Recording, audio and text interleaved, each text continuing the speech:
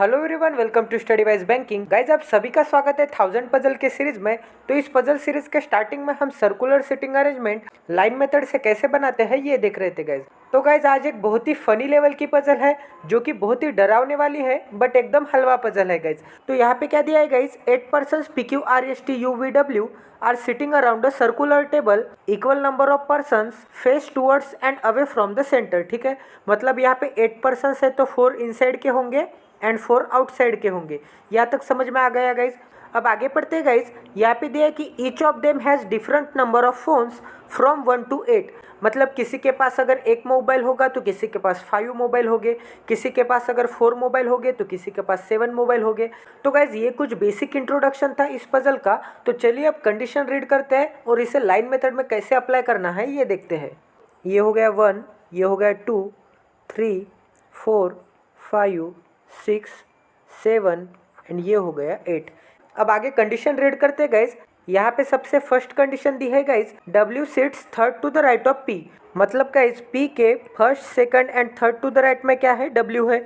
अब आगे पढ़ते गाइज, यहाँ पे हु वर्ड आ गया है। तो गाइज ये हु वर्ड कभी भी आपके पजल में आएगा तो आपको एक ही चीज़ ध्यान में रखनी होगी कि हु के पास जो भी पर्सन होगा ये हु वर्ड उसके लिए आया है। तो इसे हम कैसे रीड करेंगे, P who has half number of phones of you.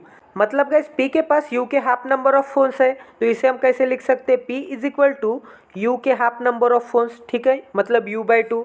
अब आगे कंडीशन रीड करते हैं गाइज। यहाँ पे दिया है कि Q who has 3 phones sits opposite to V।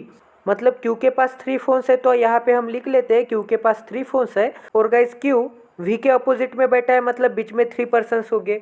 अब आगे कंडीशन रीड करते गाइज। यहाँ पे भी हु आ गया तो इसे हम कैसे रीड करेंगे, V who is not adjacent to T। मतलब guys V and T adjacent में नहीं होंगे।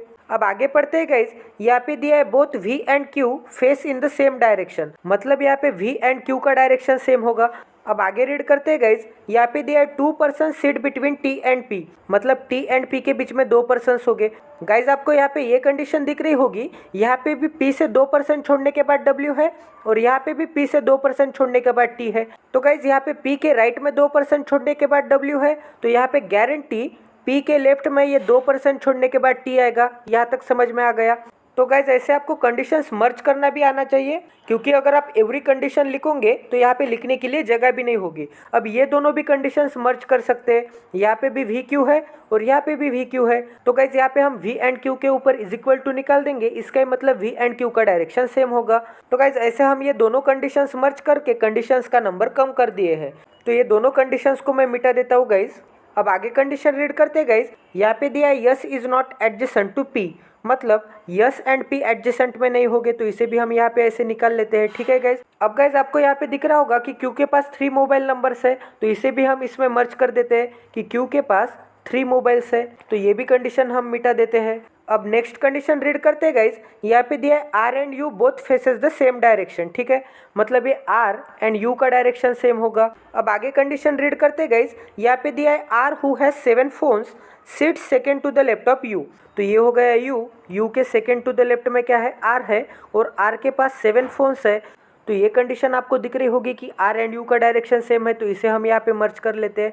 तो यहाँ पे R एंड U का डायरेक्शन क्या हो गया, सेम हो गया। अब आगे कंडीशन रीड करते हैं गाइज। यहाँ पे दिया है persons having 1 and 4 phones are opposite to each other. अब यहाँ पे ऐसा नहीं बोला है कि ये दोनों फेसिंग ईच अदर है। अगर फेसिंग ईच अदर होते तो ये दोनों sitting opposite to each other भी होते और ये दोनों इनसाइड की तरफ देख रहे होते। बट यहाँ पे गाइस सिर्फ ये दोनों अपोजिट बैठ के है ये बोला है, तो इसका मतलब इन दोनों का डायरेक्शन कंफर्म नहीं है। ये दोनों के दोनों आउटसाइड भी देख सकते हैं और ये दोनों के दोनों इनसाइड भी देख सकते हैं, या फिर दोनों में से एक इनसाइड देख सकता है और एक आउटसाइड देख सकता है। तो गाइस यहाँ पे दिया है कि जिसके पास 1 फ़ोन है और जिसके पास 4 फ़ोन है ये दोनों अपोजिट बैठते हैं। इसका ही मतलब 1 और 4 के बीच में क्या हो गए, 3 पर्सन्स हो गए। ठीक है, यहाँ तक समझ में आ गया है गाइस। अब आगे कंडीशन रीड करते हैं गाइस। यहाँ पे दिया है and faces the same direction. मतलब ये 1 and 4 का भी डायरेक्शन सेम होगा तो इसे भी हम यहाँ पे ऐसे मर्ज कर देते हैं कि 1 and 4 का डायरेक्शन सेम होगा। ठीक है, अब आगे कंडीशन रीड करते हैं। यहाँ पे दिया है guys W has odd number of phones. मतलब W के पास विषम यानी कि ऑड नंबर ऑफ फोन्स है एंड फेसेस आउटसाइड, और W आउटसाइड फेस करता है तो इसे हम यहाँ पे निकल लेते हैं कि W आउटसाइड देखता है और W के पास ऑड नंबर ऑफ फोन्स है। अब आगे कंडीशन रीड करते हैं गाइज। यहाँ पे दिया है कि Q and R are immediate neighbours, मतलब Q एंड R क्या है, इमीडिएट नेबर्स है, ठीक है। अब आगे कंडीशन दी है yes faces away from the centre, मतलब गाइज यहाँ पे यस भी आउटसाइड फेसिंग है, ठीक है। यहाँ तक समझ में आ गया। अब आगे कंडीशन रीड करते हैं गाइज। यहाँ पे दिया है the immediate neighbour of T face in the same direction but opposite to T। इसका मतलब गाइज टी के नेबर्स में जो भी पर्सन्स होंगे वो पर्सन सेम डायरेक्शन फेस कर रहे होंगे, ठीक है। मतलब ये दोनों पर्सन सेम डायरेक्शन फेस कर रहे हैं, बट गाइज ये दोनों नेबरर्स टी के अपोजिट डायरेक्शन फेस कर रहे होंगे। तो यहाँ पे हम लिख लेते हैं टी के लिए अपोजिट। मतलब गाइज टी अगर इनसाइड देख रहा होगा तो ये दोनों आउटसाइड देख रहे होंगे, ठीक है। अगर टी आउटसाइड देख रहा होगा तो ये दोनों इनसाइड देख रहे होंगे, ठीक है।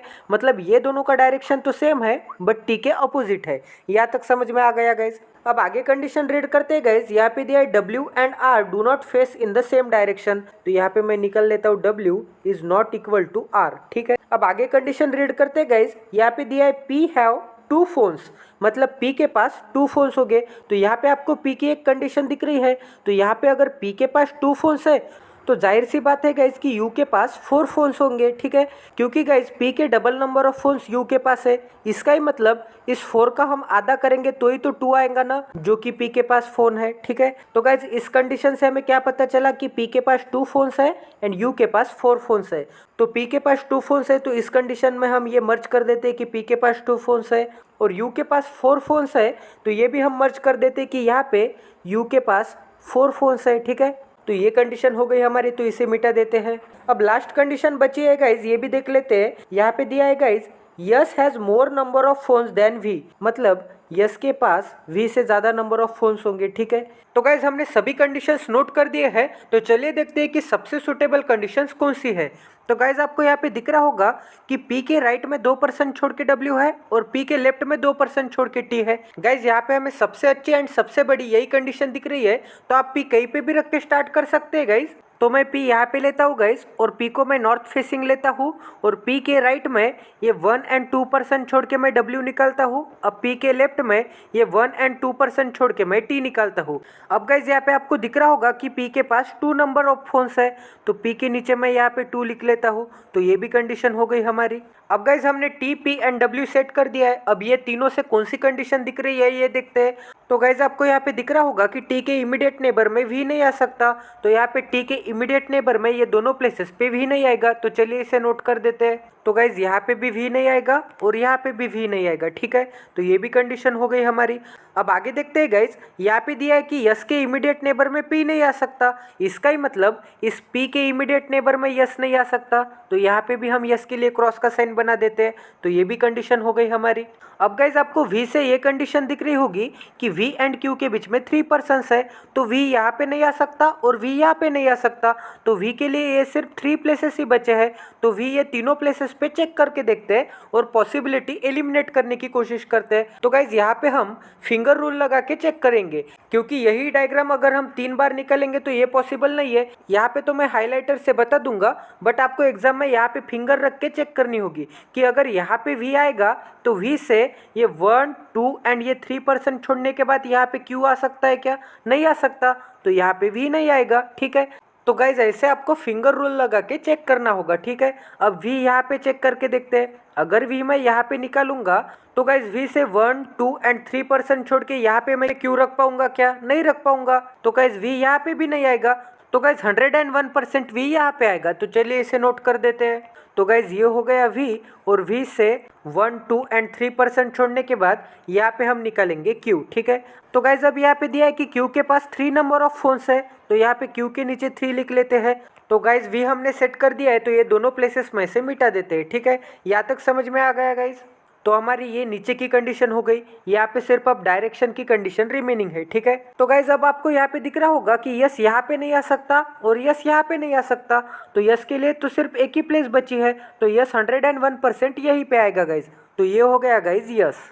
तो यस हो गया, तो यस को भी हम मिटा देते हैं गाइज। अब गाइज आपको यहाँ पे ये कंडीशन दिख रही होगी कि Q का इमीडिएट नेबर R है, तो यहाँ पे Q के इमीडिएट नेबर में R निकाल लेते हैं। तो ये भी कंडीशन हो गई हमारी। अब R से आपको ये कंडीशन दिख रही होगी कि R के पास 7 मोबाइल है, तो चलिए R के नीचे 7 रख देते हैं। और आपको क्या दिख रहा है कि U के सेकेंड टू द लेफ्ट में क्या है? R है।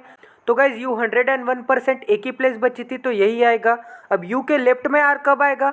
जब यू नॉर्थ फेसिंग होगा तभी तो यू के लेफ्ट में 1% छोड़ के यहाँ पे आर आएगा गाइज। ठीक है, यहाँ तक समझ में आ रहा है। और गाइज यहाँ पे दिया है कि आर एंड यू का डायरेक्शन सेम है, तो गाइज अगर यू नॉर्थ फेसिंग होगा तो आर भी नॉर्थ फेसिंग होगा। तो गाइज चलिए यहाँ पे आर नॉर्थ फेसिंग बना लेते हैं। अब गाइज देखते हैं कि हम कौन सी कंडीशन अप्लाई कर सकते हैं। तो यहाँ पे टी का डायरेक्शन अभी हम सेट नहीं कर सकते, ठीक है, इसे बाद में करेंगे। तो यस आउटसाइड है, इसे भी हम सेट नहीं कर सकते। गाइज यहाँ पे डब्ल्यू एंड आर का डायरेक्शन अपोजिट है, तो यहाँ पे अगर आर का डायरेक्शन नॉर्थ होगा तो डब्ल्यू का डायरेक्शन साउथ होगा, जाहिर सी बात है। तो चलिए इसे बना लेते हैं। तो ये हो गया गाइज डब्ल्यू का डायरेक्शन साउथ में, ठीक है।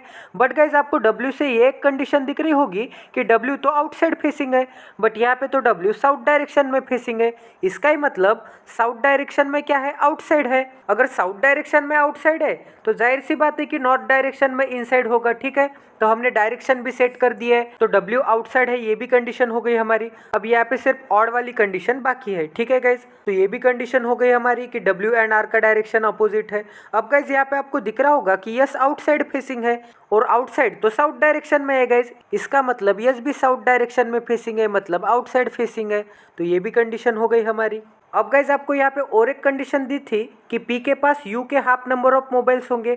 तो अगर पी के पास 2 मोबाइल्स है तो यू के पास 4 मोबाइल्स हो जाएंगे, ठीक है। तो यू के नीचे हम 4 लिख लेते हैं, यहाँ पे मैंने मिस कर दिया था, ठीक है गाइज। अब गाइज आपको यहाँ पे 4 से कंडीशन दिख रही होगी कि 4 से 3% छोड़ने के बाद 1 है, और ये दोनों का डायरेक्शन सेम है, ठीक है। तो 4 से हम ये 1, 2 एंड 3% छोड़ के यहाँ पे 1 निकालेंगे, तो ये हो गया टी के लिए 1, ठीक है। अब गाइज ये 4 एंड 1 का डायरेक्शन सेम है, ठीक है। तो अगर 4 इनसाइड होगा तो जाहिर सी बात है कि 1 भी इनसाइड होगा, ठीक है। तो हमने 4 एंड 1 का भी डायरेक्शन सेट कर दिया है, तो ये भी कंडीशन हो गई हमारी। अब गाइज आपको ये कंडीशन दिख रही होगी कि टी के immediate neighbour same direction face करते हैं और टी अपोजिट डायरेक्शन फेस करता है। तो गाइज अगर टी इनसाइड फेसिंग होगा तो टी के इमीडिएट नेबर्स आउटसाइड फेसिंग हो गए, ठीक है।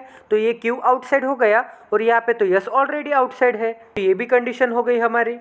अब गाइज यहाँ पे मैंने बताया था कि ये कंडीशन बाकी है, क्यू एंड वी का डायरेक्शन सेम है। तो गाइज अगर क्यू आउटसाइड होगा तो वी भी आउटसाइड होगा, तो यहाँ पे गाइज वी का भी डायरेक्शन आउटसाइड होगा। तो गाइज हमें 4 इनसाइड के पर्सन्स मिले हैं एंड 4 आउटसाइड के पर्सन्स मिले हैं, ठीक है गाइज। तो हमारी ये भी कंडीशन सेटिस्फाई हो गई कि equal number of person face towards the centre and away from the centre. तो गाइज अब हमें सिर्फ ये तीनों पर्सन्स के नंबर ऑफ फोन्स रखना बाकी है। तो गाइज अब कौन से नंबर हो गए ये देखते हैं। यहाँ पे 1 हो गया, ठीक है, 2 हो गया, 3 हो गया, 4 हो गया। तो गाइज 5 रिमेनिंग है, ठीक है, मैं ऊपर लिख लेता हूँ। अब 6 हो गया क्या? नहीं हो गया, तो 6 भी रिमेनिंग है, ठीक है। अब यहाँ पे 7 हो गया है, ठीक है। अब 8 रिमेनिंग है, तो 8 भी मैं लिख लेता हूँ। तो गाइज इस कंडीशन में बोला था कि W के पास ऑड नंबर ऑफ मोबाइल्स है। तो गाइज ये तीनों में से ऑड नंबर कौन सा है? 5 है, ये विषम नंबर है, ठीक है। तो W का नंबर आ जाएगा 5। अब और एक कंडीशन बची है कि यस के पास वी से ज़्यादा नंबर ऑफ मोबाइल्स होंगे। तो गाइज 6 एंड 8 में से यस के पास ज़्यादा मोबाइल है, मतलब यस के पास 8 मोबाइल है एंड वी के पास 6 मोबाइल है। तो ये हमारी पजल सॉल्व हो गई गाइज। तो देखा आपने कैसे हम सिंगल पॉसिबिलिटी में और बिना राइट एंड लेफ्ट में कंफ्यूज हुए एक ही पॉसिबिलिटी में हमने ये पजल उड़ा दी गाइज। तो गाइज ये पजल दिखने में तो बहुत बड़ी थी, बहुत ही लेंदी थी, बट गाइज यहाँ पे इजीली कंडीशंस अप्लाई हो रहे थे। तो अगर आप इस चैनल पे नए हैं तो प्लीज़ इस चैनल को सब्सक्राइब कर दीजिए और बेल आइकॉन को दबाना ना भूलिए, ताकि इसी क्वालिटी वीडियोस की नोटिफिकेशन आपको इंस्टेंटली मिले। और प्लीज़ गाइज अगर आपको ये पजल समझ में आ गई है तो प्लीज़ कमेंट सेक्शन में ज़रूर बताइए। तब तक के लिए धन्यवाद। Stay tune with us, till then take care and love you.